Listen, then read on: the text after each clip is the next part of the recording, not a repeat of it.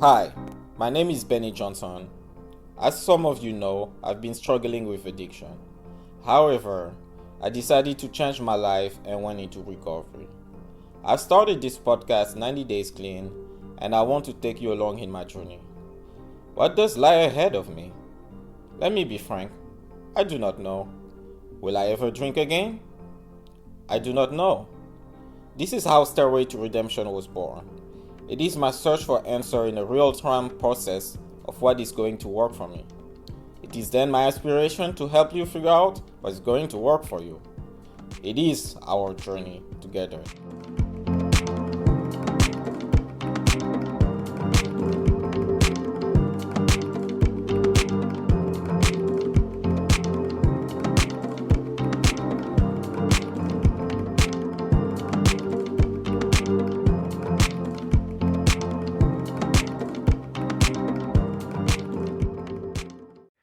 Hello and welcome back to another episode of Stairway to Redemption. I would like to apologize in advance for dropping this episode kind of late, not on the usual Friday, but a couple days later. Um, Things got in the way, some things happened. This week we have no guests. It's just gonna be me for a solo episode. I think it was long due, I try to make a solo episode every 5 episodes, I believe, or 4 episodes, depending. Yeah, so this episode was long due. And yeah, bear with me for about half an hour, hopefully. All right, guys, so let's jump into it.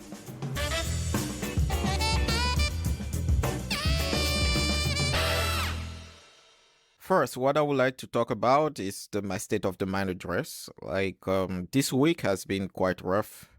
Not sure if I mentioned it before, but I've been going through the 12 steps with my sponsor the past month. And we recently attacked the fourth and the fifth step. For those who are not familiar with the steps of Alcoholic Anonymous, the fourth step is about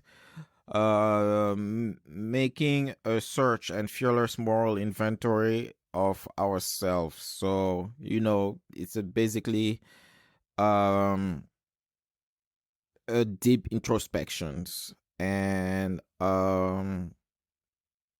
it also include like making a list of all the resentment we have against people that hurt us in the past. And yeah, so I had to make that list on pen and paper, and making a list and reliving painful moment can be mentally taxing.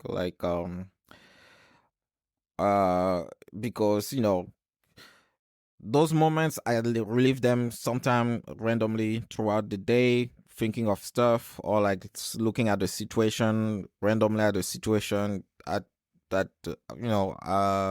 that happened in my daily life that can trigger like some memories. But having to sit down there and think and make a list of why, who, and how, um yeah, on who hurt me, why, and what was my part of role in it. It's very taxing mentally. And I think it caught up with me this week. Like at the end of the week, I felt like lack of energy, and that's definitely partly why this episode has been delayed. It was like I didn't, it's harder for me to write or to set up a solo episode than to do a regular one with a guest, because the interaction, I think, for me it's easier. But to even for a 30 minutes episode, to set up a solo one, I need to be really motivated, and going through the 4 steps, making that inventory list of resentment, it was definitely not ideal. So yeah, that's why I took my time. I wanted to rest some no more, and you know what I did? I took extra day off from work. And I didn't hit the gym also. I took off the gym for 2 days. I was just, resting at home, chilling, catching up on shows, trying to do some cleanup, and processing my emotions. And yeah, like I was funny enough, I was at a meeting and somebody mentioned the importance of structure when you are in recovery, like having a daily routine and looking for things to do and to the hour sometime. Like for example, every day you go to the gym at 9 o'clock, then you go to a meeting, then you have work, like that kind of like repetitive structure that could help somebody stay on the right path.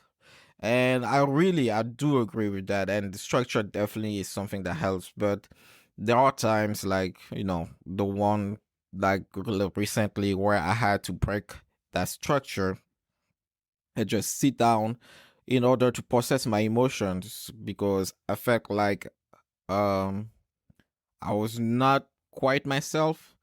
Like oh, here's a great analogy. Think about it as like driving and having a flat tire.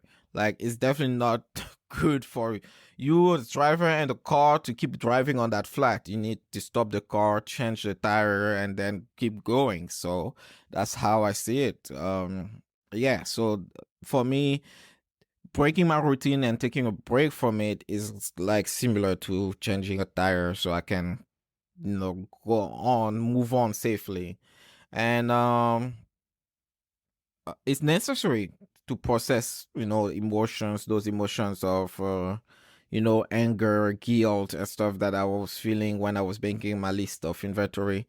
Yeah, I believe it's necessary to process them and to stay also spiritually fit. And that's it for my state of the man address. All right, let's move on.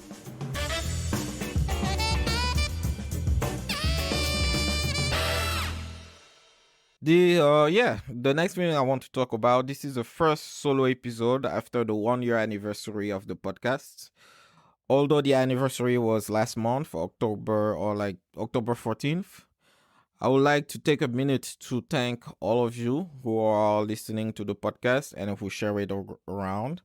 I remember when I started this, it was all about documenting my journey in the recovery world and also, try to inspire people, but more about like documenting my journey and having like, how you call it, a repository of my state of minds of a different, for example, the way I was thinking at 6 months will not be the way I was gonna think about this at maybe a year and a half. And I think like they're like example of this. Like for example, yeah, I mentioned the steps earlier. Early in my recovery, I was not into doing the steps, were not my priority. My priority was just to stay sober and like being balanced and not live in fear. But now that I'm sober for a while, I think like I'm willing to learn the steps because I think I can learn. It doesn't hurt to learn new tricks or like to how I wanted to say update my arsenal, but whatever. It's the what of like learning new tricks or something like that.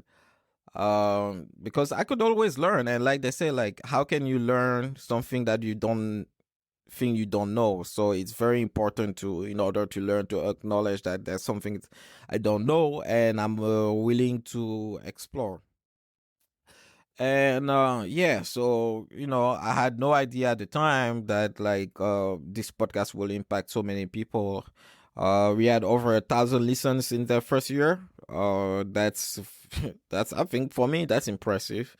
Not even 50 episodes, so can you think about it? That's crazy. So yeah, I would like to thank you guys, and I believe that you guys are the real MVP. All right, next.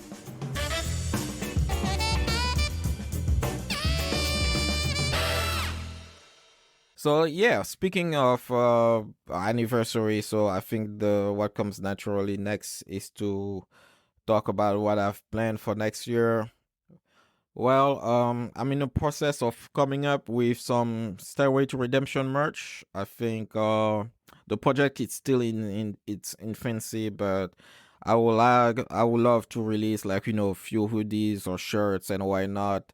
Um, that was you know be, because I wear my sobriety on my sleeves, and yeah. So what would be greater than just making it literal by wearing like merch of like Stairway to Redemption or something, anything that says like sober and proud. Um, I would also like to collab maybe with another recovery podcast or like some sober bars to to maybe organize a Super Bowl sober viewing party. I noticed like those big events, ideally, let me correct this. Ideally, I would love to have a space, sober space where we could watch sports. For those who know me, I love sports. From Formula One to soccer to and most of the sport I watch now, I watch it from home. I could go to a bar and watch them. I will not be tempted. I'm in a state where I think I'm spiritually strong and fit enough to watch sports in a bar. But like, I don't know. I always wonder what it would like if like sober people who are into sport had their own space where they could just watch sports. I would wonder if you feel, just curious, if we feel the same energy. It will be boring. Like I'm sure it will definitely be rowdy because I'm still way too invested in sport even after being sober. But yeah. So since that's not a thing yet, I was thinking that we could organize something for big events. So like the Super Bowl is a big event enough, and basketball final is a big event enough. Like those like maybe World Series, even if I don't watch baseball. But yeah, with the Super Bowl coming in February, that leaves us for about what 2 months and a half, I believe, to do something. So this is something that I have in the works, and hopefully I could get there. But if anyone has any idea or space or would like to help and contribute, yeah, let me know. Reach out on Instagram or via email. All right, all right, all right. What else do I have here? Um. Oh yeah. So about what I still have to do, I still have planned for next year. Um, I'm looking for new guests with different approach to their sobriety or sober curiosity. I also notice in my choice of get my fondness for the episodes that focus on purpose and holistic approach. Because yeah, those episodes can help anyone. They're not centered to. They're not addiction centric. So like people who even don't suffer from addiction can listen to them, but they're just about life, very educational. And yeah, those I definitely like to have more of those episodes though. But I know at the core, Stairway to Redemption is a podcast about addiction and recovery, and I don't want that to change.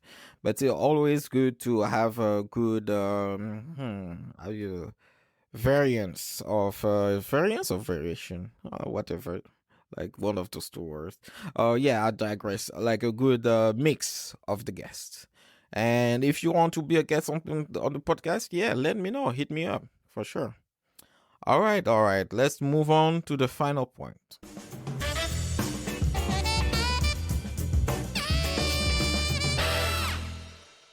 Finally, I would like to update you guys on the books that I've been reading. So, in addition to listening to podcasts, I've been reading a bunch of books that that really helped me staying sober throughout my journey. I think the one book that I'm gonna start, of course, you have the Daily Stoic that everybody knows about with Ryan Holiday that I could not recommend enough. That one is just like a daily passage of Stoicism. Uh, I think I mentioned it in other podcasts, so I'm not gonna stay on it long. Oh, by the way, all the descriptions for the books that I've been reading going to be added to the description of this episode. So if you like to look for them, get them, I have a link. But yeah, so another book that I found very interesting is Dry Humping by Tawny Lara. She was a guest on the podcast. I believe she was on the episode on sober dating. I don't know what number we was exactly, but the title was sober dating. And Dry Humping by Tony Lara is very good for those who want to explore the dating world sober. I couldn't recommend this book enough. It's funny. It's you can identify with it a lot, and also she has some really great advice on things like simple like um what a great first date will could be that doesn't involve going to a restaurant or to a bar, and also that is not a coffee shop. I mean, I don't understand what people have against coffee shop. I guess I love going to the coffee shop, but she definitely said something that uh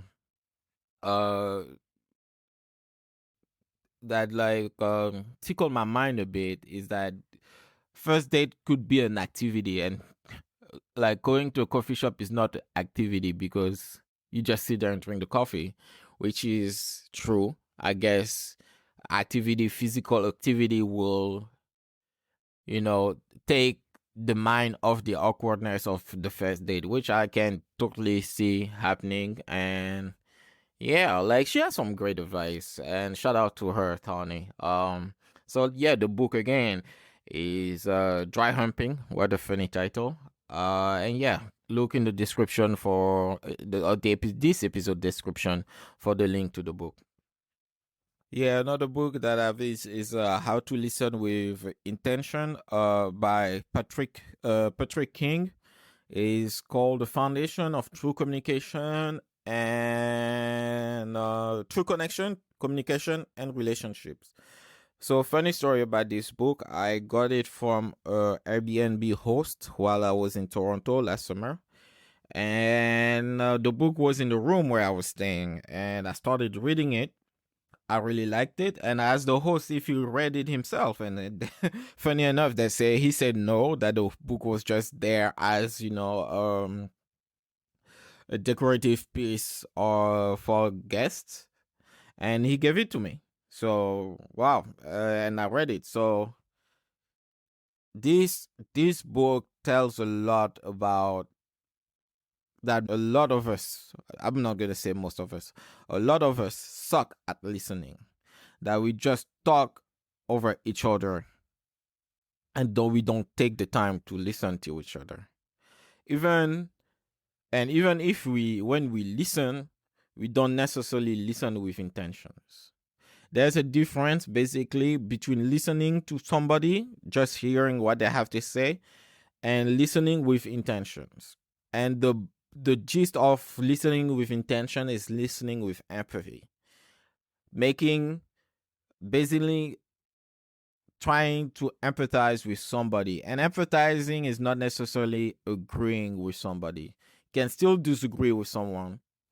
Still not, even when you put yourself in their shoes, still not agreeing with what they did or the way they did it. Still believe that you have done it a different way, but it's still possible to understand their emotions. Like, the way I see it is, I mean, that's a gloom example. But like when somebody lose a close one who was murdered and decide to get revenge, I mean, all of us will say like, oh no, you should not get revenge on yourself by yourself because, there's the law and there's the police. But we can still empathize that person feeling to want to see justice by themselves because of how close they were to that lost one that they lost at the hands of somebody else. It's understand you can understand somebody's rage, understand how they feel, and not agreeing on the way on them wanting to seek revenge themselves. Like, I don't know. It's a gloomy example, but I guess like it gets the point across. And one thing that I really learned in this book is, especially with relationships, I learned that I used to be dismissal of somebody's feelings in past relationships when the person, my partner, was not following logic. Like the girl I'm dating at the time, she's having an episode, and all of a sudden, she's afraid of something or she's concerned by something, but like it doesn't make sense. Like there's no reason why she should be afraid, or why she should be concerned, because there's no evidence that what she's afraid of is gonna happen, first of all, or did happen. So it's all in her head basically. And when I used to see that it was all in her head, that she was just going to, I used to be dismissive of those feelings because they didn't follow logic. And I'm like, oh, here we go again. And what I learned through this book is how to listen with intention. Is like, it doesn't matter if those, if her, their fears are logical or not. But because why it doesn't matter? Because the feelings to the way they feel about them is real, and those feelings are real to them. So from the moment they're real to them, whether it's logical or not, it doesn't matter, because yes, they experience those feelings at the fullest. So what I learned is like, even if somebody is not making sense and they fear of something happening, trying to empathize with them is the way to go. And it can also be both beneficial to her, to them. I mean, I'm using her because, like, but like to them, because you can take them from a state of panic to a state of reassurance. But it's also beneficial for me, for us, the other person who's taking the effort, because you also avoiding conflict, and you also understanding how somebody can get into the head. And like all of us, like even the great Seneca says it, we suffer more in imagination than we do in reality. How many times we play scenarios in our head that never pan out? So, even if we try to put some sense into it logically that things will happen, how many times the things we always plan for never happen? So, yeah, like this book, How to Listen with Intention, definitely has some great insight on how to shut up more and listen, like talk less, yeah, or shut up more, whatever. Talk less and listen more. That's what I wanted to say. All right, so the last book I want to talk about is a book actually that was mentioned in How to Listen with Intention, and it's a book called Emotional Intelligence, Why It Can Matter More Than IQ. And this one was written by Daniel Goleman. So this book, be careful, is very technical. At least the first part of it. I'm still reading it right now. And it's basically, Daniel Goleman didn't create the concept of emotional intelligence, but he's a professor at I forgot what university who made it definitely more famous. That book came out, I think, in '94. But it's at its fourth edition right now. And it's a book I would love everybody to at least read a summary of it, or like at least learn about the concept in it, because even in the preface or preface, whatever, of this book, he acknowledged that with the the event of social media and those superficial connection that we make, and that like even that like emotional intelligence is skill that everyone should try to develop or to improve on, especially with the event of social media in our life, because we make so many more connections but less at the deeper level, that are more superficial, and we are not necessarily equipped as human beings to deal with it. And because we all know this, like fear of missing out, like thinking that like somebody's life is better but through looking at their social media, the anxiety of through social media and stuff. It's developing one's emotional intelligence. And what I like about this book, it goes first by the first part that I read is making a comparison between IQ, because in the 1900s, from the 20s to now, less now, but the 20s, the boomers and the generation after the boomers were really IQ centric. Like, oh, you have a great IQ, you're going to do great in life. And Daniel Goleman first tried to disprove that like the correlation between IQ and success is not there's no actual there's not even a correlation, so less of a even causation that that having a great IQ will lead you to having like a great life.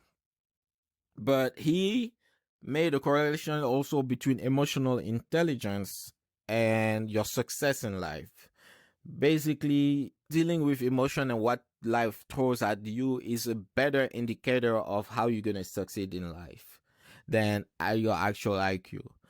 And so like that, I'm still reading about it and it's still great. And the funny part is I heard about this in how to listen with intention. So by reading a book, I saw the reference to another book, and then I'm reading the reference book, and this one also has other reference book, and I feel like I'm diving into a rabbit hole of books about emotional intelligence, listening, and that kind of stuff. I feel like those books that I'm reading right now are helping me stay spiritually fit, and I understand people. Not only I learn more about myself, I learn also about what makes people tick and react.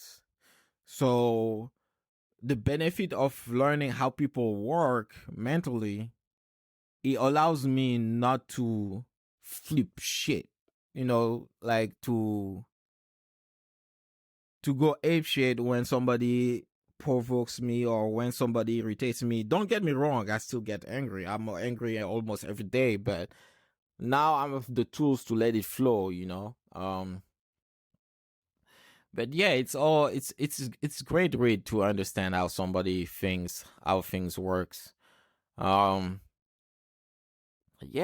but like so yeah, those were the book that I've been reading. I think that's it. Yeah.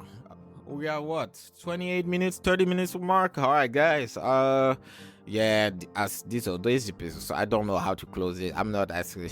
It's weird. All right, guys. So yeah, I cannot wait to see you guys next week and with a new guest. And take care of yourself, guys. Bye.